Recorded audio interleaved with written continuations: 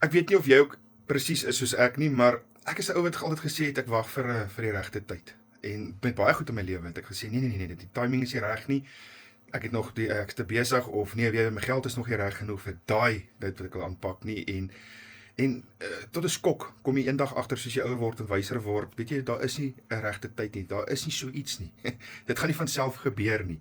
Dit is maar net afhangende van jouself waar jy iewers te vir jouself moet sê, maar nou trek ek die lyn, ek gaan dit nou begin doen. Ons almal het ons verantwoordelikhede en verpligtinge, ons werk, ons het 'n klomp rekeninge, ons het altyd klomp goed, dan nog jou vriende en familie en naweke is ook al klaar weer pak. Dus jy sien ons so gaan net nooit 'n regte tyd wees vir nog addisionele inkomste nie. En wat doen 'n ou nou? Daar's so baie geraas daar buite, daar's so baie goed wat 'n ou kan doen.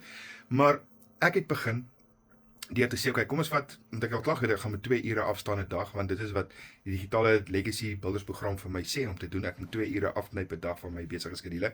En dit was dit klink aanvanklik baie, maar as jy hier rukkie vat, daar rukkie vat, vir die oogies uitvee, sien jy maar jy spandeer baie meer as 2 ure 'n dag aan 'n besigheid wat vir jou addisionele inkomste inbring en vir jou vryheid skep en wat vir jou so baie help. Want dit is wat vir my belangrikste is. Ek het iets gesoek wat kan help en wat kan werk en nie, dis nie net praat nie, dit is iets wat regtig doable is en dit bring vir my ekstra finansiële vryheid in wat ek net nie wat ek gesoek het, want ek het begin vasnyp met die dierkostes. As jy meer wil weet, sit vir my gratis gids in die comments, ek vir jou inligting stuur, gaan vir jou 'n PDF stuur, gaan vir jou video stuur, gaan vir jou klompie goedjies stuur en 'n goedjies jy kan deurlees wat jy gaan sien hoe lekker is dit om iets te doen in jy gaan tyd hê daarvoor, glo my, jy gaan tyd maak daarvoor.